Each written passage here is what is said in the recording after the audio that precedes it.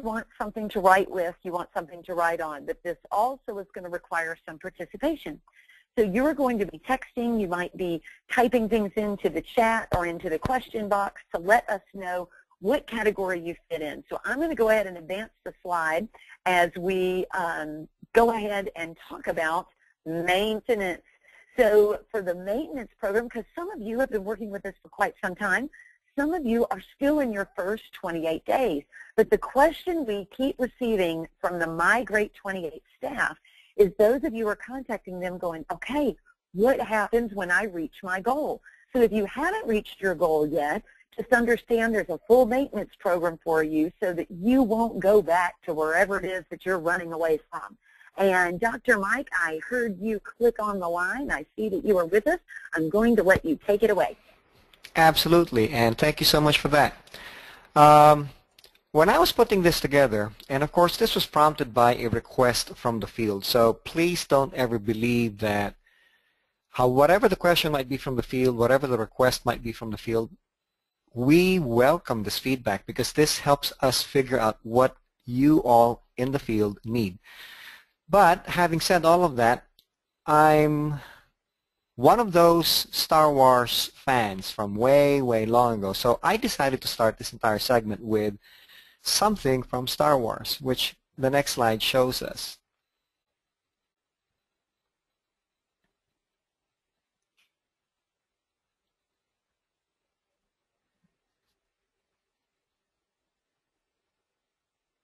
It's coming. There are a bunch of people. Okay. Can you see it now? It's beginning to slide over. Anyway, my goodness, there you go. A long time ago in a galaxy far, far away, a decision was made to lose weight and get healthy. And the reason I started with this is because clearly, for those of you who have been with us for some time now, I want you to think back on how you felt, what you looked like, and what you wanted to get when you started MyGreat28. And I'm going to throw out a little bit of a challenge to the audience, and this is what Woodson was talking about earlier.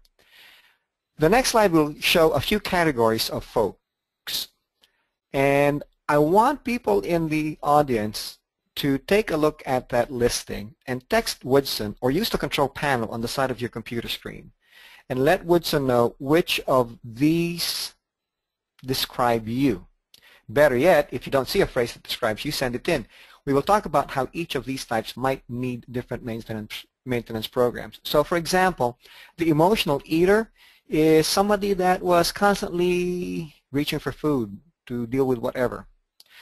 Toxin-loaded time bomb, you might have had a lot of adverse reactions at the beginning, and now you recognize what those reactions were. There are quite a few carb addicts out there, as well as caffeine fiends. Now, the interesting thing about the carnivore and the vegan is that although they come from opposite extremes of the food source, they face fairly similar challenges when it comes to this program. So having said all of that, my next slide simply shows the basis of what we're going to be talking about. Okay? So it's easy to get lost in the day-to-day details of what you're going through, and it's easy to sometimes forget what you looked like and what you were going through when you first got started. So that everyone understands the basis for this whole maintenance program, the formula is fairly straightforward. It was how you looked before you made the decision that you wanted to lose weight and get healthy. What your challenges were at that point in time. Something triggered that decision on your part. So I want you to think back to that prior state. And then you had the conversation with your coach, and the coach broached the idea that, hey, we have this program that might be of help to you. And part of that was a conversation asking you a bunch of questions. What are your challenges? What do you like? What do you not like? Have you tried other programs before? Again, bring those memories back to the fore. And then the phrase, your initial reactions, refers to the physical manifestations of when you first got started, especially on the drops. There are a whole host of different reactions. Some people have fairly mild reactions, some people have very severe reactions, but this is important to understand because this is going to be what your body will be needing going forward. And then if you're currently still on the program and you've not yet reached goal or you're about to reach goal, what your ongoing reactions might be. Do you every now and then fail and give in to your cravings? Is the caffeine fiend constantly threatening to surface? And then the future needs, what you want to do with you now that you've lost the weight, gotten rid of the inflammation, joints don't hurt anymore, energy levels are much higher. What is it that you want to do next? Because obviously, we need to know where you want to go so we can help you get there. This, taking all of these things together, your pre-slenderized state, your entry interview, your initial reactions, your ongoing reactions, your future needs, all these things taken together will determine your maintenance program. So let's take each one in turn. So the pre-slenderized state. Now, of course, that's a graphic I found online. You are not fat, you have fat, and there is a difference. Let's say that you came onto the program and you were fairly slim, but you just wanted to get more toned. There's nothing wrong with that. In fact, that's probably the best way to approach health in general, not to let things get too far out of hand. But what if you were already fairly fit, but you wanted more muscle mass? And I have a few individuals and clients in my program who came into the program and said, listen, I only want to lose 11 pounds, but I want to lose 11 pounds of fat. So we had to take that into account. What about chunky and not willing to let it keep getting worse? Or like a client this past weekend shared with me, and it was an important thing for me to hear, an important thing for her to say. She went in for her annual physical, and the nurse got her vital signs and entered into her chart the word obese. Now, I was not going to argue with the client that she, in fact, fit the medical definition of obese, body mass percentage greater than 30, but she took great offense at the term being entered into her chart, and it was the one thing that made her decide that she was going to do something different. And the reason this is important is because if at any point in time, because it's not going to be the easiest thing, if at any point in time she starts to say, this is too hard, I'm going to have to remind her about her emotional reaction to the word obese being entered into her chart. So those are the first considerations. The entry interview, the conversation that led to your decision to do this. So the next slide poses a few questions that play very much into the whole program, especially at the beginning, but more importantly, going forward.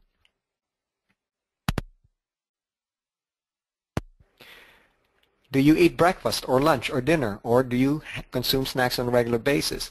One of the biggest challenges for most folks out there is a tendency, in fact it's a fairly widespread American habit, of skipping breakfast altogether. Study after study after study after study has shown some of the common factors for people who are in the best of health and have no weight problem is the fact that they eat breakfast. And of course it's not just eating breakfast, it's eating a high protein breakfast. Are there prescription medications that might interfere with the whole situation? Many folks may not know this, but just about every drug used to treat diabetes, including insulin, makes you gain weight.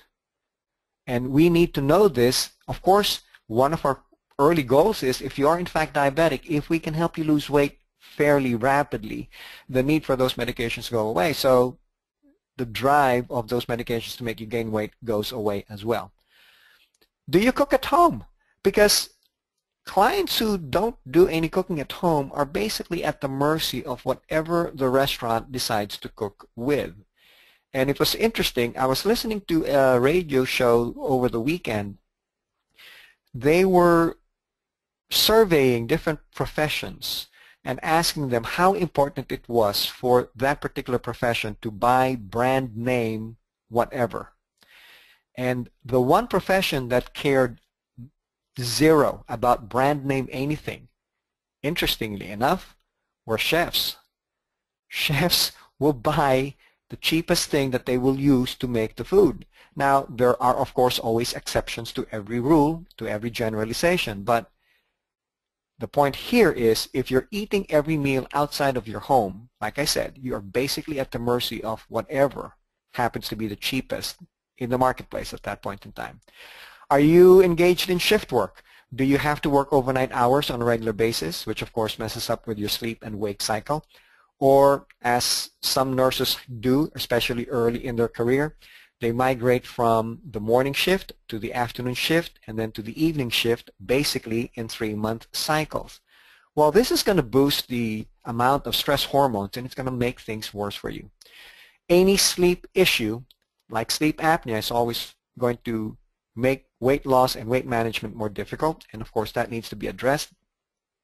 And then of course thyroid issues, especially hypothyroidism. Hypothyroidism and especially thyroid issues are very common in women, more so than in men, and unfortunately that predisposes women to either gaining weight or having the greatest difficulty in losing the weight. So we need to know about all these things because especially the medical issues, the prescription medications, the sleep apnea, the thyroid issues, these may not go away easily. So we may have to continue to work around them into the future. And then we come to getting started on the program, and the next slide shows a quick summary of initial reactions.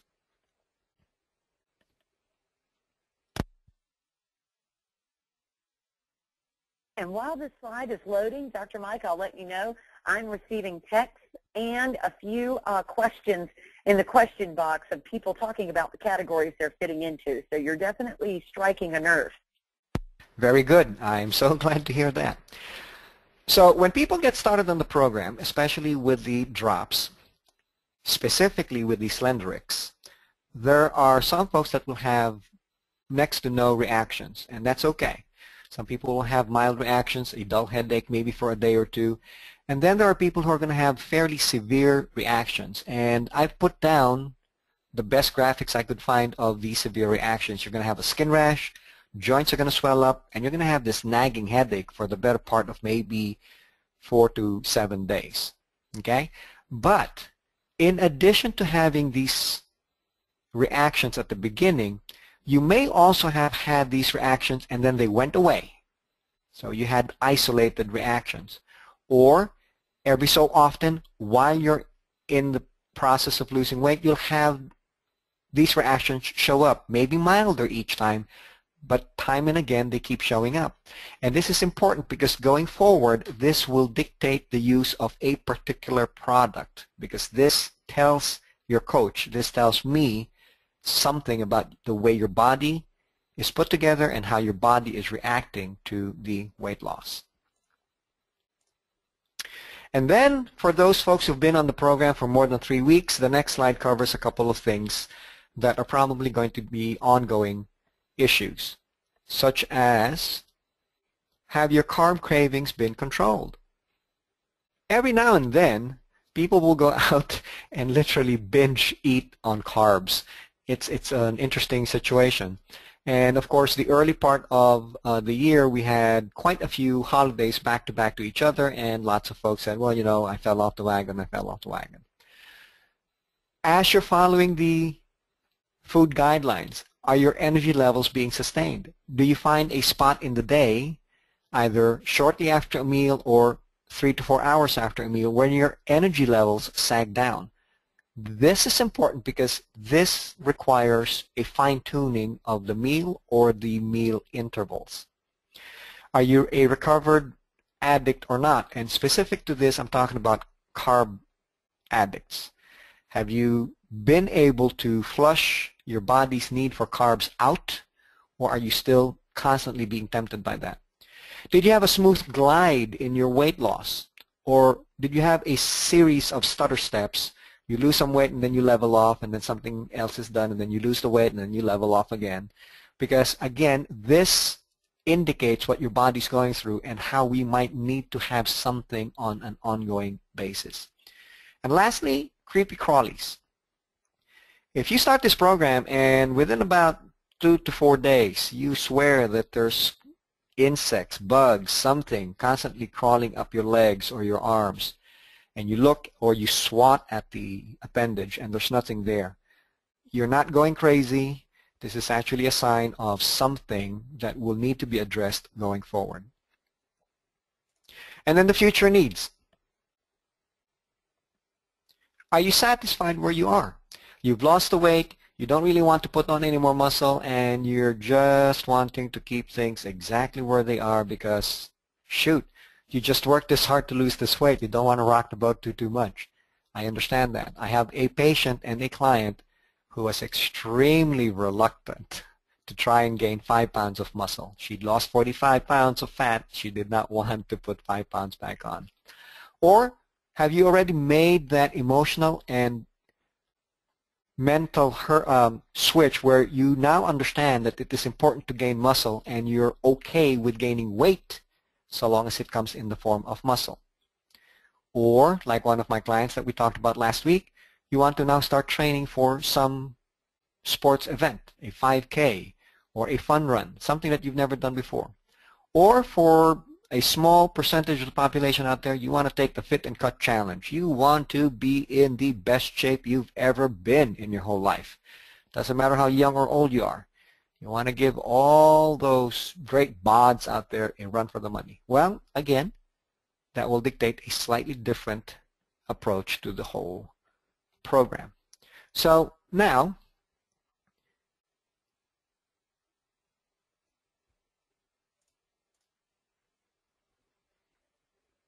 putting it all together, this is the point where I want to hear from Woodson or from the people in the field through Woodson.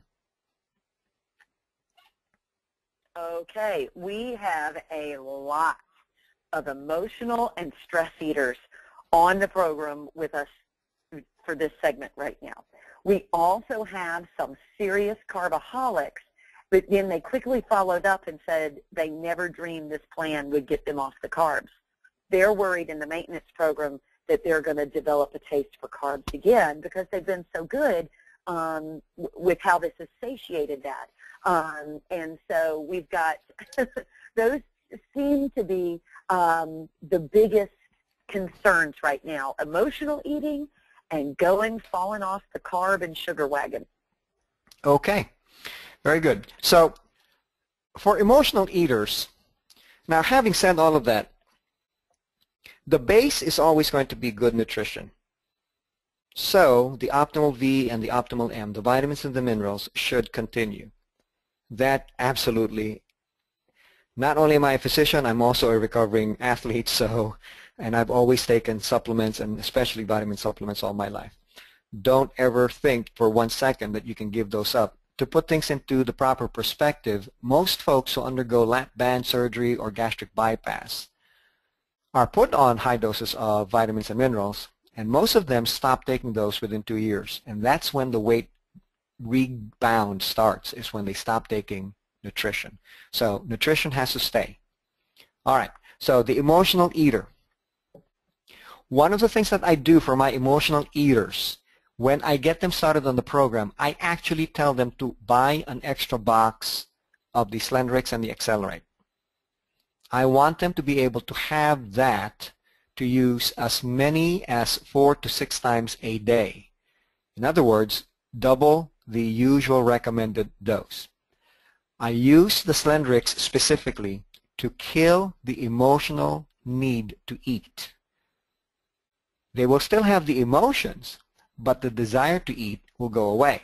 And what that does is I'm trying to train this individual in the first 4 or even the first 6 weeks to remove the connection between their emotional state and the eating state.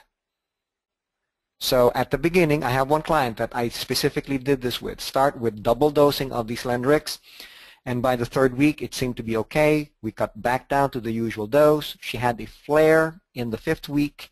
We went back to 4 times a day.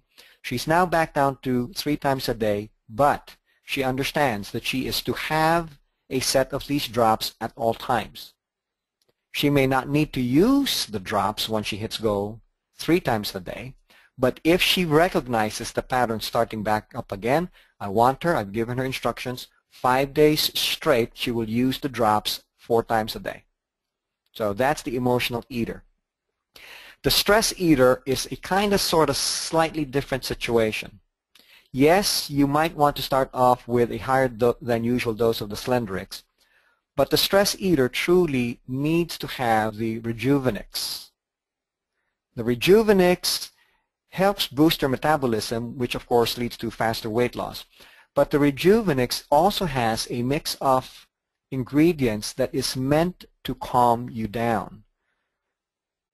If we can get your stress levels quieted down, at the same time that we're removing the combination of the sensation, stress, and the action, eating, if we can divorce those two quietly, simply, then within about a 3 to 4 week span, that will go away, which means going forward, once you've hit go, you might not need to have the drops on an ongoing basis, but you will definitely need to have the Rejuvenix to constantly calm you down. Now, having said that, probably a better long-term approach would be to, hey, find an activity that helps you deal with your stress. It could be yoga.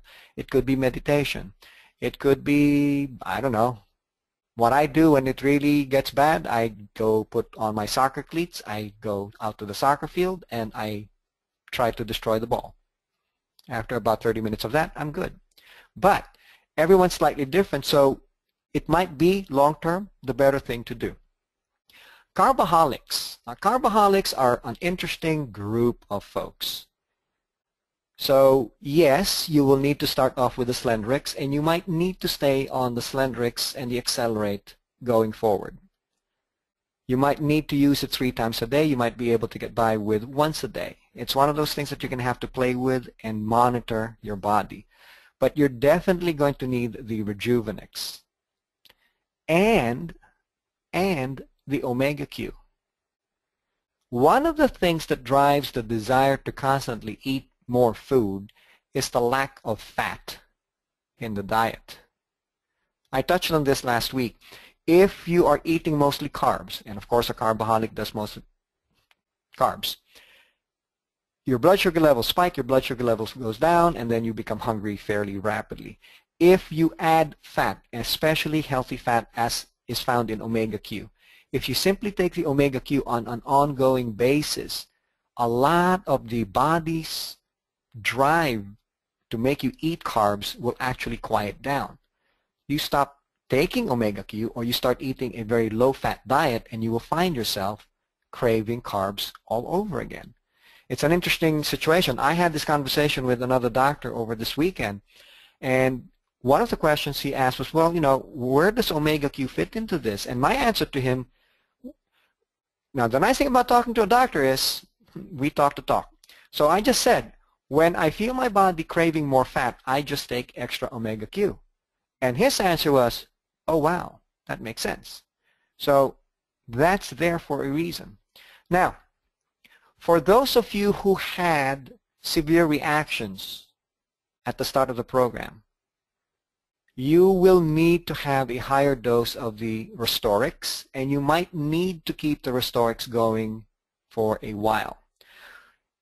Those of you who had recurrent or stutter step reactions on the program, you lost some weight, you plateaued, you lost some weight, you plateaued, or every so often some of the symptoms show up, not as bad as the first round, but they show up. You will need to take Restorix probably forever. Now, you may not need to take Restorix every single day like you do at the beginning of the program. I'll use myself as an example. In maintenance, I now use the Restorix at most once a week. I check and see how my body's doing. I monitor my cravings. I monitor my reactions. And when things start to show up that I recognize from when I first got started on the program, I go, okay, time to take extra Restorix.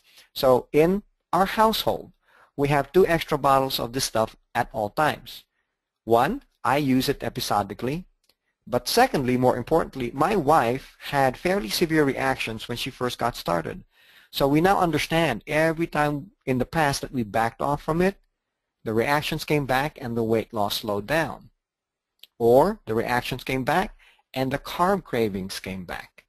So now we know, okay, we need to get and keep that under control, and that's going to be done with Restorix. So going forward, you've hit your goal. You now have the weight that you want. You're now fit that you want. You need to stay on the optimals, the vitamins and the minerals. Using the Slenderize, the Slenderix, and the Accelerate going forward will depend on where your reactions were and where you classified yourself, emotional eater or carboholic. The Rejuvenex, in my opinion, is something that you will need forever going forward. The simplest explanation I can give for that is it is the detox product. We live in a very toxic world, and unless we can remove ourselves from toxin exposure, we are going to need to use that essentially forever.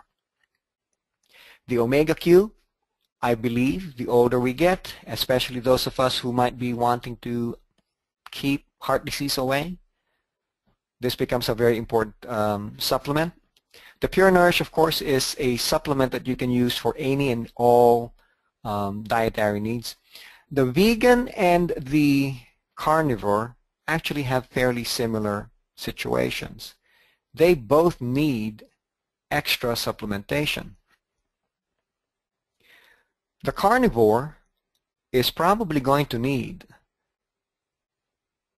the optimals because the carnivores tend to eat a little bit too much protein and not enough of the vitamins and minerals that the plant world brings to us. Vegan people who are vegetarian tend to have some degree of malabsorption or undernourishment with specific vitamins and minerals. So therefore, the optimals as well as the Accelerate would be the one that they would need to take on an ongoing basis. If you were the one that had the creepy crawlies on your skin, that's a sign of neuropathy, abnormal nerves, being repaired by your body. And it's happening because of you now giving your body B12 in massive, massive quantities. So going forward, you will need to use the Accelerate, and very likely forever, simply because there are so many factors that will lead to B12 malabsorption and or deficiency. The short version is take it. There is no overdosing with B12, so go ahead and use that stuff. And Dr. Mike, it's so funny. Since you've been talking, I have received 7 text messages. I'm embarrassed, but there needed to be a category of I am the PMS eater. Meaning, and then it's funny, I've been texting back and forth with 7 different people and more, okay, here we go. Thank you. There's some more coming in, saying that they can stay totally on the plan 3 weeks. I mean, not waver one bit. And there's 4 days where they are insane. It is just insanity. What can we do to offer them some advice? Okay. For those of you with that particular situation, here's the advice. Especially if you're fairly regular and you know exactly, you can mark off on the calendar when it's going to happen. I would suggest doubling up on the Rejuvenex a day or 2 ahead, and doubling up on the Restorix during those 4 days. What's happening, of course, you're cycling because of hormones cycling. And it is the height of the peak and the low of the lull that is driving the whole system to go crazy. You can balance this off with the Restorix, remove some of the stuff, remove some of the hormones so that it's not exerting as much effect on you. And you can also calm things down by doubling up on the Rejuvenex. So that would be what I would try. Okay, this is great. This is wonderful. Yep, I'm getting tons and tons of thank you. And this is the last question, and I found this very, very interesting. This is from a person that ate a lot of red meat prior to MyGreat28. is very pleased that they are not, they've gone with poultry and fish and a whole lot more veggies. They've noticed that they're not as aggressive, stressed, or anxious since they have cut out red meat. Is there any correlation to perhaps any of that? I just thought that was a very interesting question. It's a very interesting question. Is the questioner male or female? Female. Okay. But she has noticed it in her husband, who, granted, he's not on the system like she is, but he's getting healthier because she's preparing the meals, and she has noticed it in him as well. All right. Bear with me. This is going to be a little bit longer than usual. So obviously the hormone that predominantly is found in women is estrogen. Hormone in men is testosterone.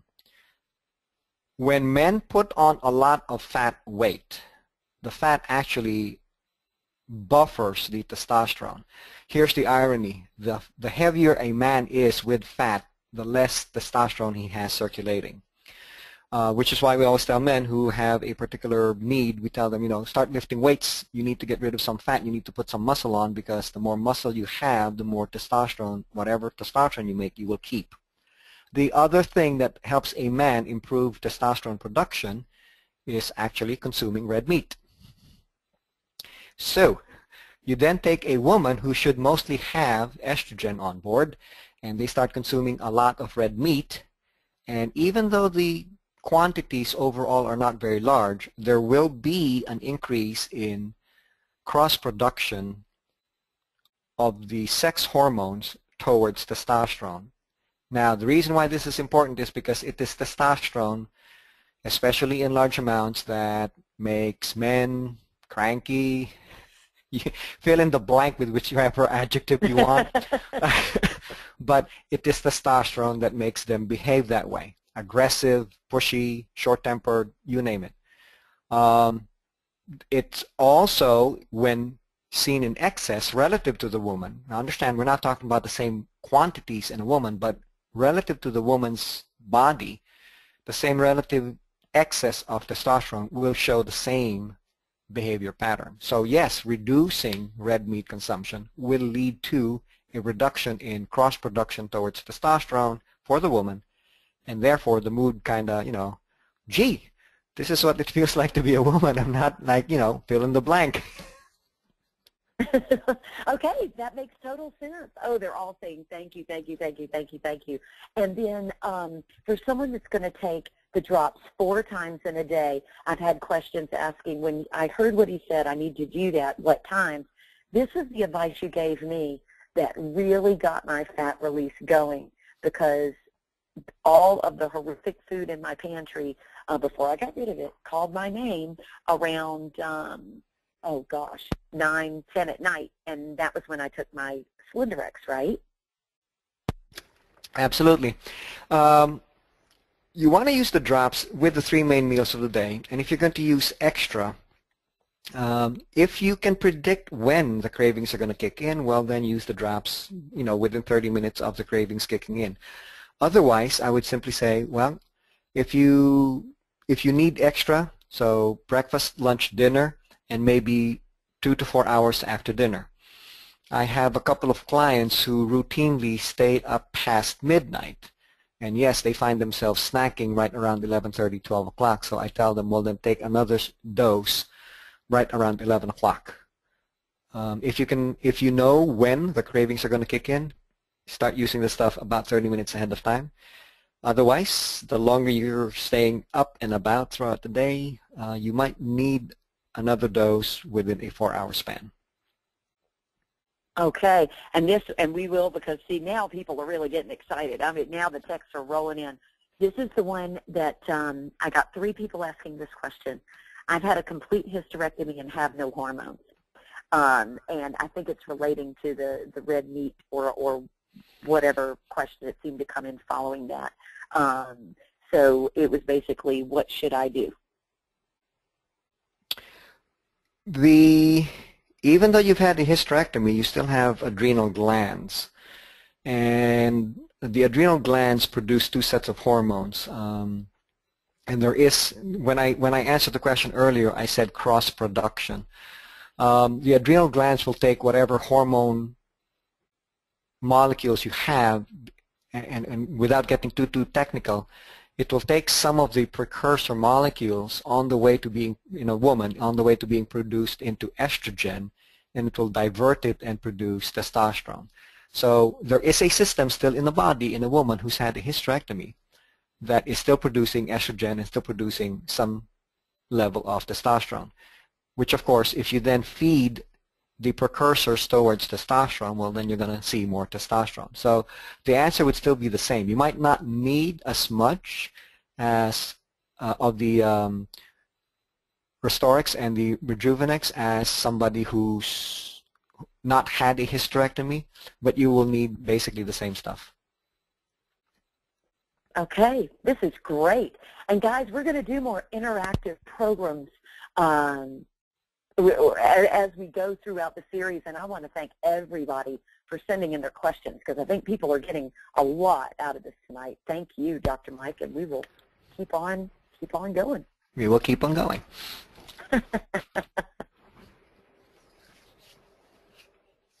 So hopefully those of you who have identified yourself as the emotional eater, you've gotten some guidance. The toxin-loaded time bomb, you now understand why I phrased it that way. Because unfortunately, in your weight loss, in your fat loss journey, you found out that a lot of the toxins that you've been exposed to throughout your life are now being released into circulation, and you need to constantly remove that stuff out.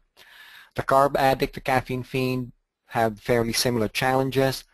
The carnivore and the vegan, although they come from separate ends of the spectrum, they have similar type of challenges.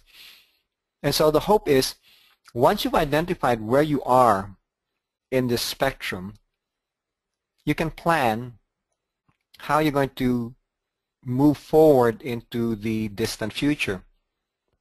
Again, I give myself always as the example. I use the Omega Q when I notice a craving for fat. When I go, okay, I need to double up on that dose. I use the Restorix whenever I notice symptoms that I first noticed when I started the program last year. And I'll be honest with you, I have a spot on inside of my left forearm. And whenever my toxin load starts to build up, that spot darkens.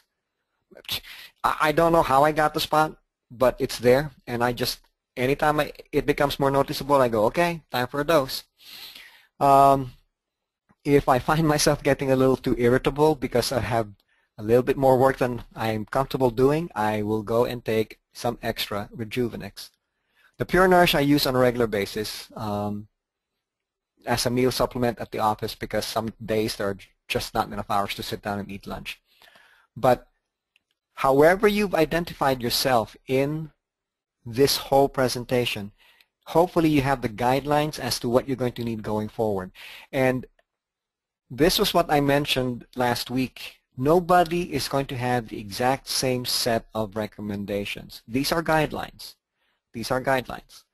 But everyone's going to have a slightly different set of circumstances, because as many factors as I pulled into designing a maintenance program, somebody's going to have a slightly different version of one or the other or the other or the other, which means the final recommendation is going to be slightly different. So I hope this has been helpful to folks. Oh, I know this has been helpful. Oh, look at everyone. Great session. I mean, the question box is going crazy. People are loving it. And I just want to thank you for giving people food for thought for down the road for their maintenance plan, or, you know, just kind of reassessing where they are and giving them, you know, a battle plan to carry this on through. And because of everything that you have suggested to us, some of you have come up with some amazing ideas. You've developed your own meal plans, recipes. If you want to send any of your favorite recipes, we will give you credit. You will be the author. It will be from your kitchen, and we'll share it with everyone else. And if you're one of those that really starts coming up with some fantastic ideas, we'll keep showcasing what you do. So send us your favorite recipes, meal plans. You can email them to MyGreat28@gmail, and we will get them posted. And definitely tell us, the kids loved it.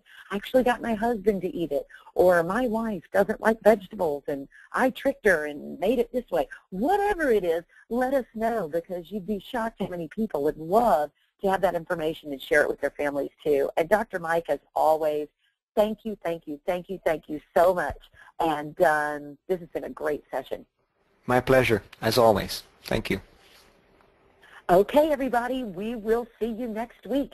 And if you have any friends that you would like to join you on the MyGreat28 plan, let us know, and we will take those referrals.